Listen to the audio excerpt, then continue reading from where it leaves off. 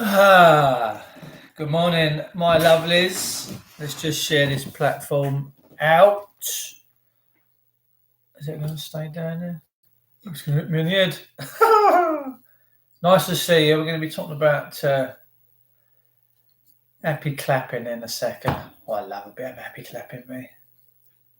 Remember the old happy clapping brigade years ago? The old Krishners and all that? You've got to love them. Let's just hold that down there like that. That's it. Oh, right, let's just share this out. We're talking about the NHS now. Beautiful NHS. How beautiful. Beautiful NHS. And their new lethal weapon. Hello, Merv. Nice to see you, darling. Nice to see you. You doing all right?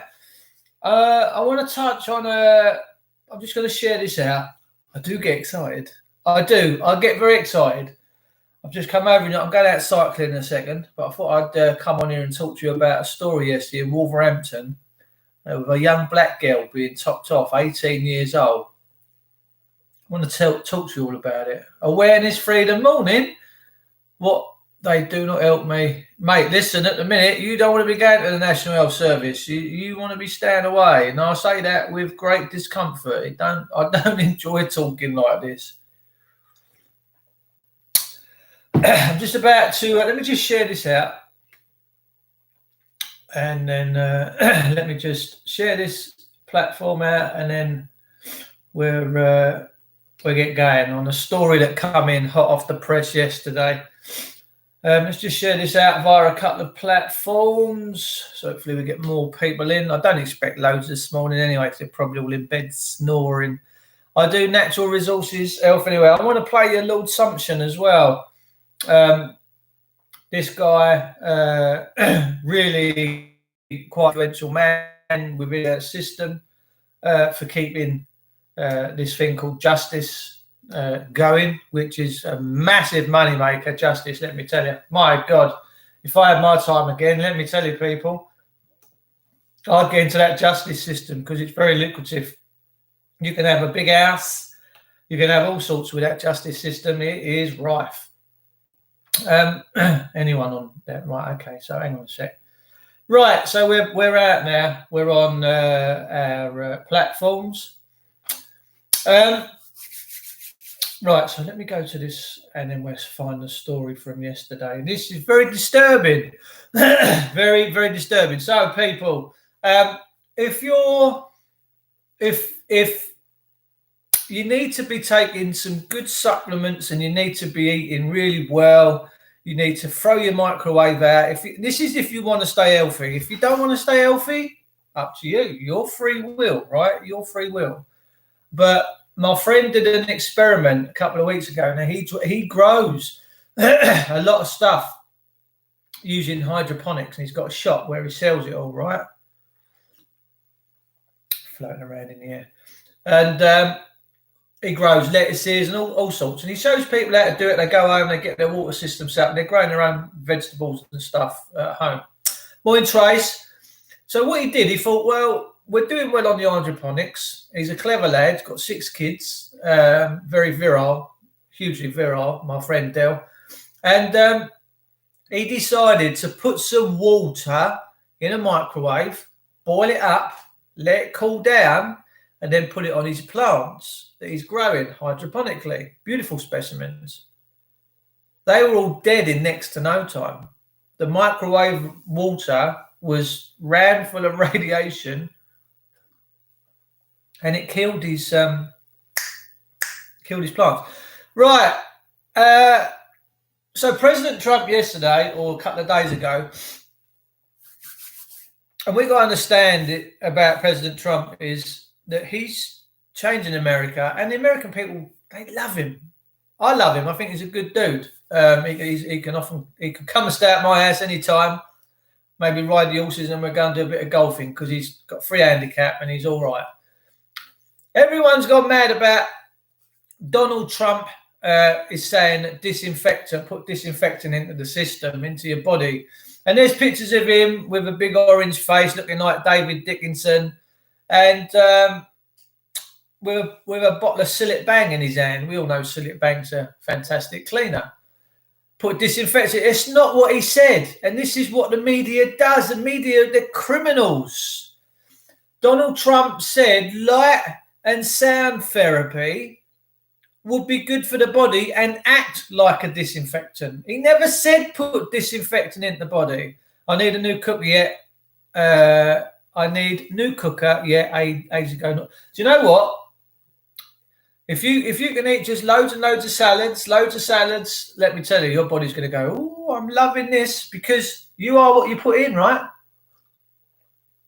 If you don't put fuel in your car, it breaks down. If you put the wrong fuel in the car, it breaks down. If you put sugar in the tank, it breaks down. If you let the oil drop, it breaks down. So there's so many elements to a car that is needed to keep it running and to stop it seizing, etc. Right? That's what the body's like. The body's a living, breathing organism, and we're sun. We are light beings. That's why we love the sun. That's why in sun time the girls are down on the beach with their frotnies out, and it's all lovely, jubbly, and the world's a nice place. Come winter, everyone's got the hump. They're all indoors, not getting their vitamin D. They're watching Jeremy Kyle, and they all get depressed. So we know the sun is fantastic. Right, anyway, the story I want to touch on this morning is what happened to a black girl yesterday up in Wolverhampton. Wolverhampton! Yeah, I live up there, Wolverhampton. I love it up there. We've got family up there before you get on my case. We've got family live up that way. Now, I also want to say, on and for the record, that I've got a very good friend of mine who is a paramedic. He goes out in ambulances. He saves people all the time. And he phoned me last year, or maybe the year before. Probably, was it last year? I don't know. My brain is with times and dates. I don't really pay attention. But it probably was the year before. And I've got to find this post now, haven't I? Hang on, someone sent me the... No, they didn't. So he phones me and he's in his ambulance, right? He's in his ambulance, and it was about 10:30 on a Friday night. And I says, you all right? He went, yeah. I said, are you not busy? He said, no. He said, they don't come out of the clubs till about 2. He said, and that's when it all goes a bit peaked, Tom. I said, all right. He says, can I talk to you, Dave? I said, yeah, of course you can, bruv. Talking's good. We love talking. We love the talking. And he said, we're actively killing people. I went, whoa, you talking about our beloved National Health Service? He said, yeah. I said, oh, okay. I said, that's a bit deep. He said, I know. He said, I might have to leave my job. He said, I'm having trouble coping with it. He said, I take people into hospitals. I'm seeing what's going on in the hospitals. He said, people that are coming in with a good 15, 20 years life left, hay fever, in them. He said, next thing, he said, they're going out in body bags. He said, they're going out to the mortuary. I'm like, whoa, are you sure? He said, Dave, trust me. He said, it's doing my head in. So I'm trying to find this story that come in from yesterday. So we have someone that works up and around Birmingham, Halesowen, Walsall, that kind of an area, and telling me that he's worked for the National Health Service for over 30 years, telling me that they're killing people, which is a tough pill to swallow, because we all truly believe that the National Health Service is a gorgeous, great thing set up to help us, the people, right? So, yesterday, I'm trying to find it. I can't find it. A young black girl in Wolverhampton, 18 years of age. Now, let me tell you how strong your immune system is at 18 years of age. You can pretty much bounce most things. Your body has a healing recovery rate 10 times quicker and faster than mine at the age of coming up for 53, right? I find it hard now with cuts and bruises. They seem to hang around a little bit longer than they did when I was a teenager. And when I was a teenager, I used to go up and just shake them off and carry on. Didn't even worry about what happened. But this 18-year-old girl in Wolverhampton, I don't know what part she's from. She's got a UTI, a water infection, urinary tract. Okay, because it's not a water infection, darling. It's urinary tract, isn't it? There's some stuff, medication they can give you to sort that out. And she got taken to hospital in an ambulance. Her family weren't allowed to go with her, and they give her an overdose of morphine. This is what they're talking about. This is the NHS's weapon, silent weapons for quiet wars. 24 hours. So this black girl of 18 is now brown bread. She's dead. She's finished. True as I stand here, people. I'm not lying to you. I also sent you one of the Preston Morgue that keep getting taken down on Messenger 2, dude. Fantastic, Merv. Thank you very much. I'll have a look at that. I'm sharing the heck out of your Scott Pellman video link on Facebook. Let's hope it's true and Trump follows through, but not in his boxers. I imagine he'd look pretty good in his boxers, UK media. I imagine Donald Trump looks pretty good. I reckon he does. I reckon he does. I really do. Anyway, so that's what I wanted to pop in here this morning. So I'm going out cycling very soon. But also I want to play you. We've got loads of people tuning in and subscribing to this new beautiful YouTube channel. And thank you all for tuning in. Thank you all for subscribing. Thank you all for having some faith that we can drive through and we can change this world. And that's fantastic. So, yeah. Let's try and find. I want to play you Lord Sumption. Let me just go back through my library. I played it yesterday. It's about 5 minutes long, but Lord Sumption is being interviewed, and he explains the overreaction to this coronavirus and how we have been subjected to basically a police state. And these are his words. And the interviewer, because he'd be the interviewee, is not planting words into this guy's mouth. And this is a really highly respectable individual, Lord Sumption. Let's have a quick listen to what Lord Sumption has to say, if it connects. A hysterical slide into a police state, a shameful police force intruding with scant regard to common sense or tradition, an irrational overreaction driven by fear. These are not the accusations of wild-eyed campaigners. They come from the lips of one of our most eminent jurists, Lord Sumption, former Justice of the Supreme Court. I spoke to him about his concerns before we came on air. The real problem is that when human societies lose their freedom, it's not usually because tyrants have taken it away. It's usually because people willingly surrender their freedom in return for protection against some external threat. And the threat is usually a real threat, but usually exaggerated. And that's what I fear we are seeing now. The pressure on politicians has come from the public. They want action. They don't pause to ask whether the action will work. They don't ask themselves whether the cost will be worth paying. They want action anyway. And anyone who has studied history will recognize here the classic symptoms of collective hysteria. Hysteria is infectious. We are working ourselves up into a lather in which we exaggerate the threat and stop asking ourselves whether the cure may be worse than the disease. At a time like this, as you acknowledge, citizens do look to the state for protection, for assistance. We shouldn't be surprised then if the state takes on new powers, if it responds. That is what it has been asked to do, almost demanded of it. Yes, that is absolutely true. We should not be surprised. But we have to recognize that this is how societies become despotisms. And we also have to recognize that this is a process which leads naturally to exaggeration. The symptoms of coronavirus are clearly serious for those with other significant medical conditions, especially if they're old. There are exceptional cases in which young people have been struck down, which have had a lot of publicity, but the numbers are pretty small. The Italian evidence, for instance, suggests that only 12% of deaths is it possible to say coronavirus was the main cause of death. So yes, this is serious, and yes, it's understandable that people cry out to the government.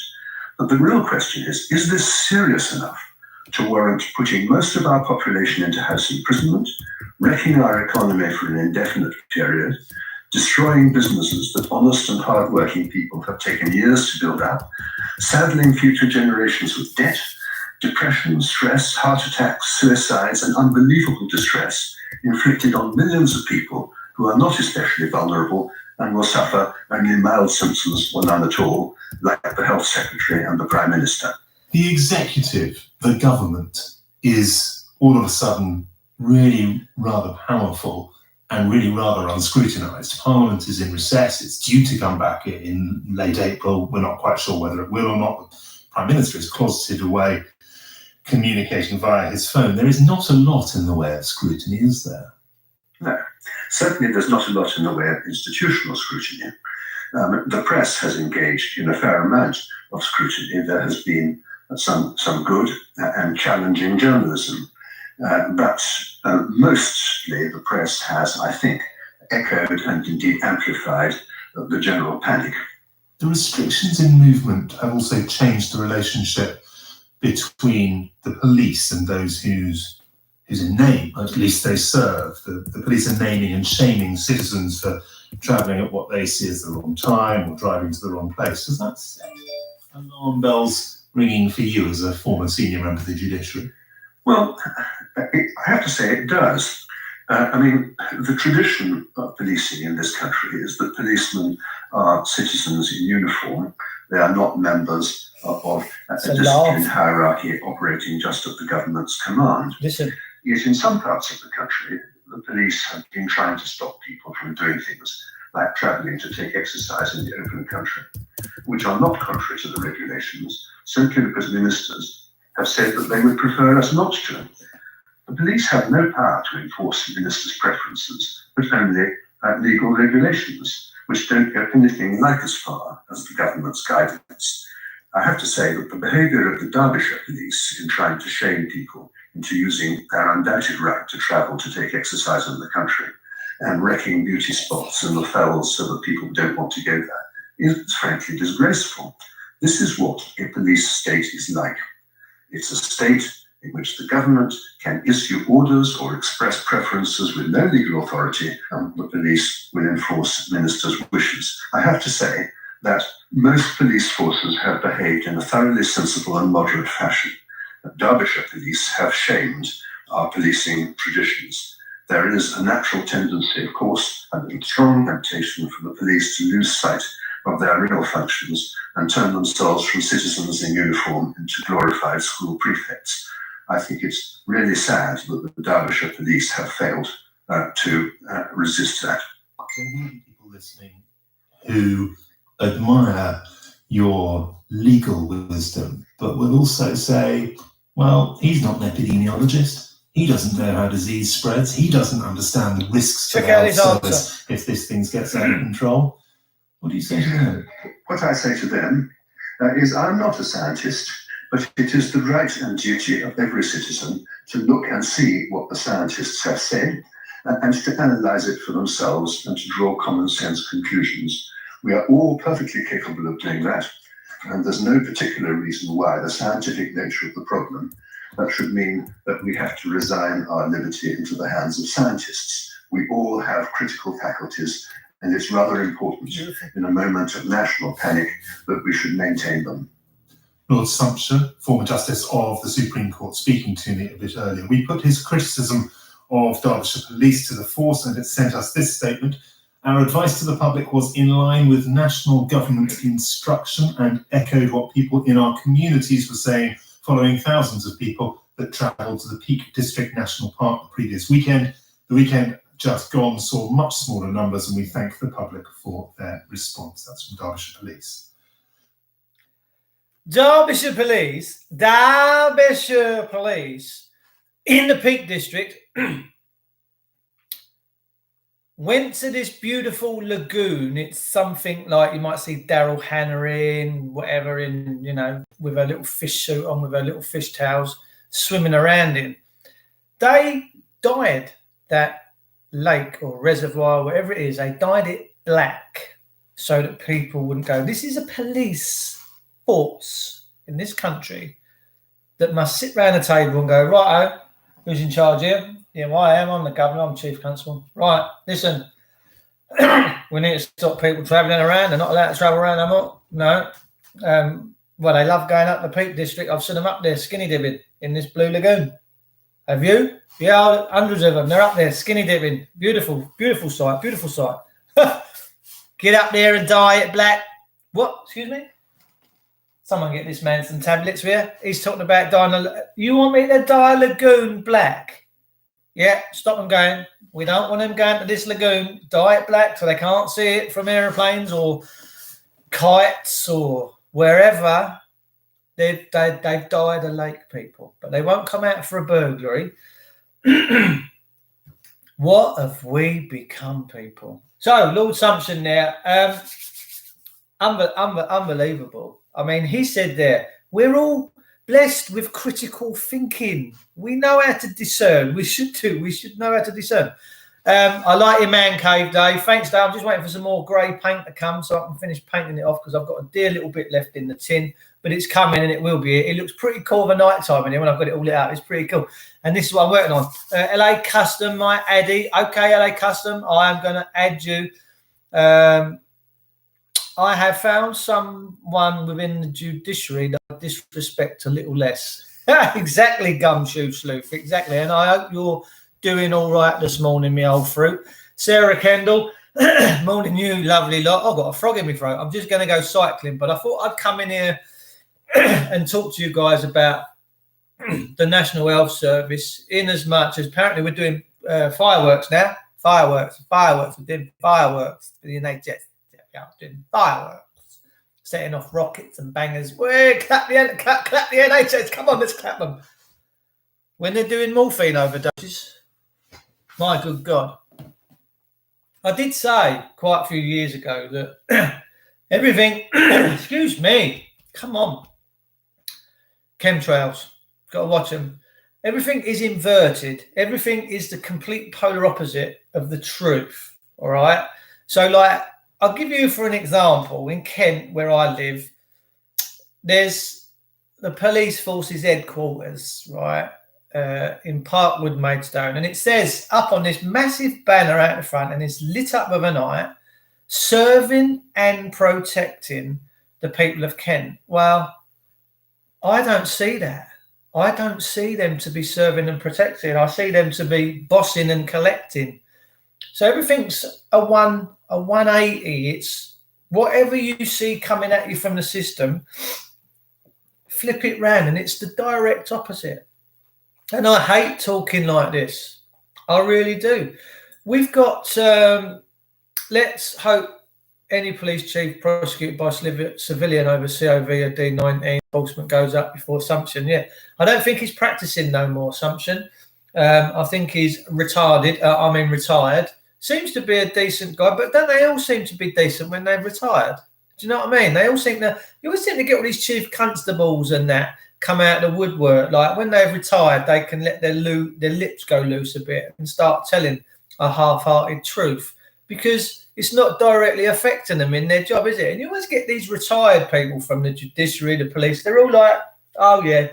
And they have a little slightly different opinion than when they're under the cosh and getting paid. Now, look, I'm not here to have a dig at the police or the NHS because they're normal, everyday people that are trapped in a system, all right? They're trapped in a system like everybody else is.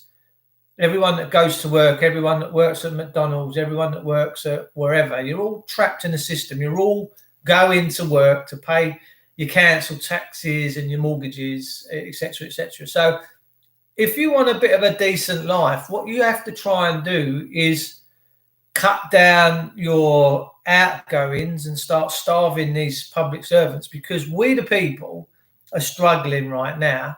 But you see the system with these massive big buildings. Councils have got these massive buildings with the glass doors that go shh, shh, shh, and you walk in. It's got aircon coming down. You're like, fuck, this is the nuts, this is. But it ain't yours.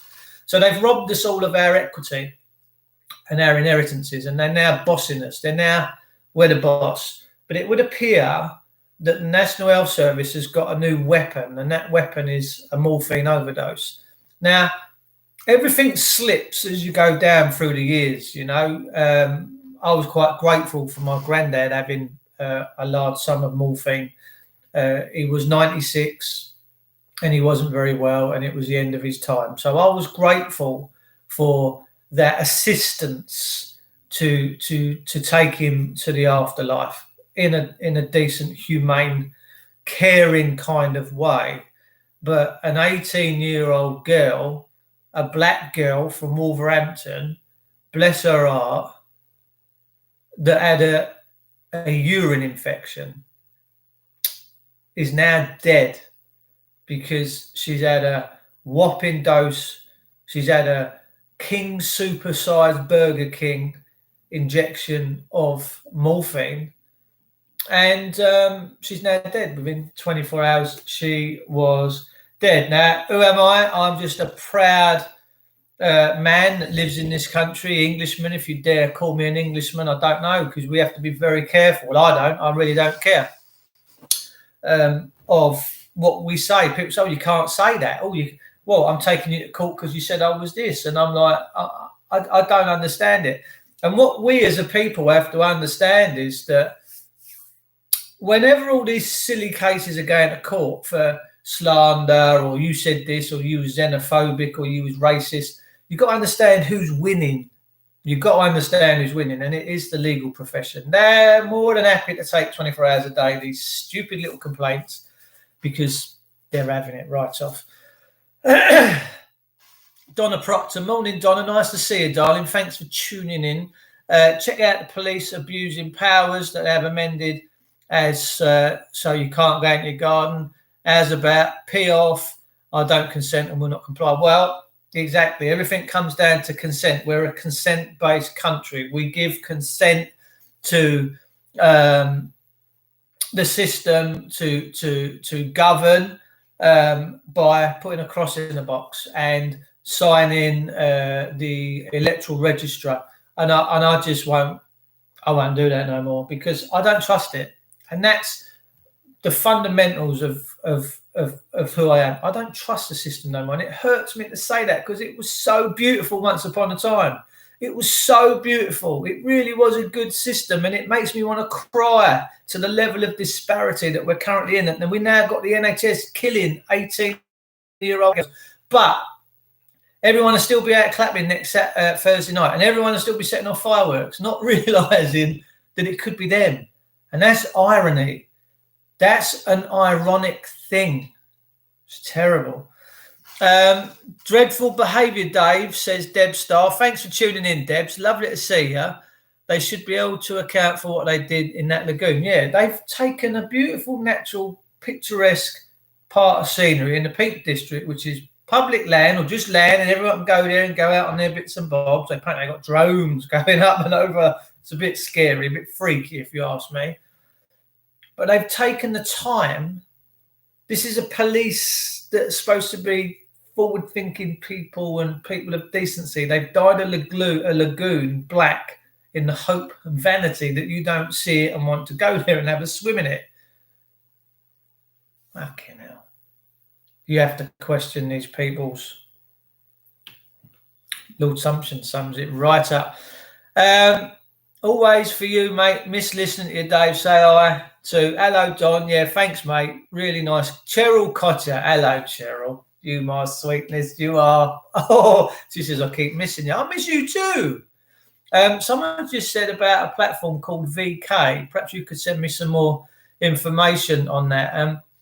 When I get back from my cycle, if you don't mind, I want to make quite a few of you gorgeouses in here administrators to this channel, so that we keep the swearing low in the chat box, because apparently that ruins a lot of your YouTube views and where you can go. And look, I don't care. I'm not someone that comes in here and bothers. I don't care what I look like. I don't care how you perceive me. I don't care whether you like me or you don't. That's really not the issue going on out there in the world. And this platform gives me That's why we come here. Now, my good friend, Daddy Dragon, Graham Moore, got banished and banned and kicked off of Facebook a couple of years ago, perhaps 18 months ago. Well, I'm pleased to say that he set up his YouTube platform, and he's now got just under 18,000 subscribers. And he himself will say it's all about information and content.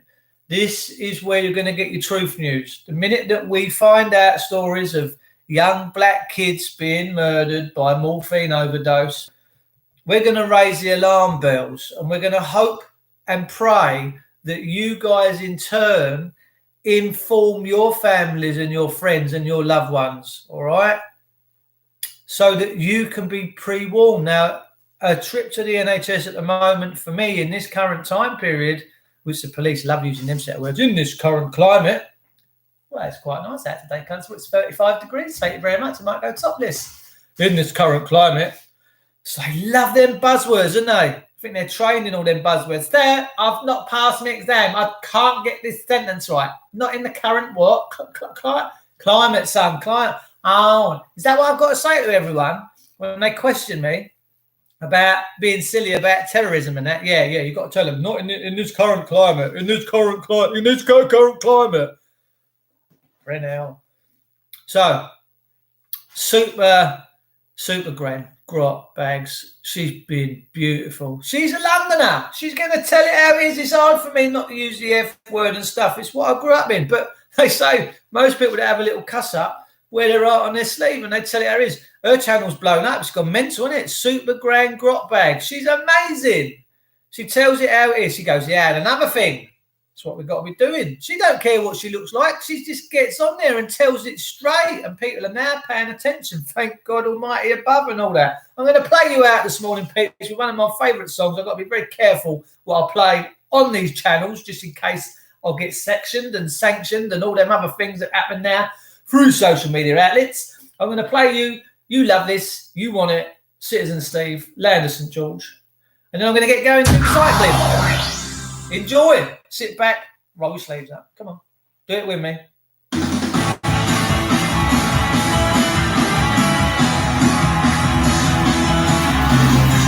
Revolution! Sing along. You know the words. You know the words. As is an ocean. We are British. We're English. Find your ball bags. Come on. Built by heroes. Get your pride out. Wear it. Come on. Built upon a history. Toil, sweat and tears. Christian land of over 1,000 years. 1,000 years? But listen to me, people. These words you can't ignore. Today my needs are sons and daughters like never before. Feel the pride, hear the call, from Land's End to Adrian's Wall. This is England, the land of St George. This is the land of the free, where the white cliffs meet the sea. 1,000 years of kings and queens, Oxford, Cambridge, English law, Charles Dickens and Bob Moore, Drake and Nelson sat in the 7 seas. But listen to me, people, these words you can't ignore. Today England needs her sons and her daughters like never before. Feel the pride, hear the call, from Land's End to Adrian's Wall. This is England, the land of St George.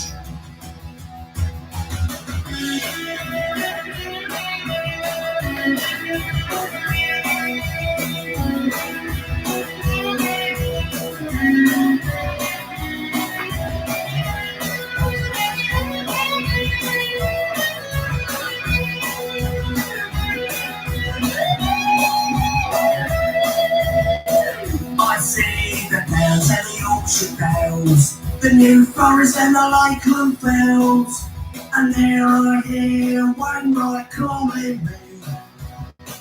Now every speak English, but he knows the greatest beauty be an English rose. And within this land, my spirit will ever be. But listen to me, people, these words you can't ignore. Today we meet the sons and the daughters like never before. Feel the pride, hear the call, from Land's End to Adrian's Wall. This is England, the land of St. George. England, oh England, every woman, every man. What became of Jerusalem in this green and pleasant land? I won't run, I'll never hide, but always see my English pride. This is England, the land of St. George. This is England, the land of St. George.